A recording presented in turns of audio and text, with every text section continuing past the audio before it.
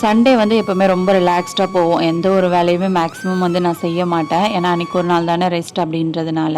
ஆனால் இன்றைக்கி ராமநவமியில் அதனால் அப்படியே இருக்க முடியாது. எல்லா இடமும் நல்லா சுத்தம் பண்ணிவிட்டு துளசி மாடை எல்லாமே கழுவிட்டு ஃபுல்லாக பொட்டெல்லாம் வச்சுட்டு நல்லா சாம்பிராணி காட்டிட்டு தண்ணி வச்சுருந்தேன் பஞ்ச பாத்திரத்தில்.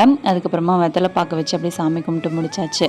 அடுத்து வந்து நெய்வேத்தியமாக நான் வந்து பால் காய்ச்சி கொஞ்சம் சர்க்கரை ஆட் பண்ணி அதை தான் நெய்வேத்தியமாக வச்சுருந்தேன் ரொம்ப சிம்பிளாகவே.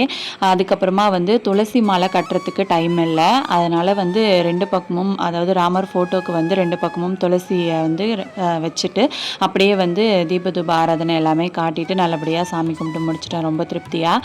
விஷ்ணு பகவானுடைய 7வது அவதாரம் தான் ராம அவதாரம். இந்த ராம அவதாரத்தை எடுத்த நாள் தான் வந்து அதாவது ராமர் பிறந்த நாள் தான் நம்ம ராமநவமி அப்படின்னு சொல்லிட்டு கொண்டாடிட்டு இருக்கோம். இன்னைக்கு நாள் வந்து ரொம்ப சிம்பிளாக போனாலும் பாசிட்டிவாகவே போச்சு. உங்களுக்கு இந்த டே எப்படி போச்சு அப்படின்னு சொல்லிட்டு மறக்காமல் கமெண்ட் செக்ஷனில் கமெண்ட் பண்ணிக்கோங்க.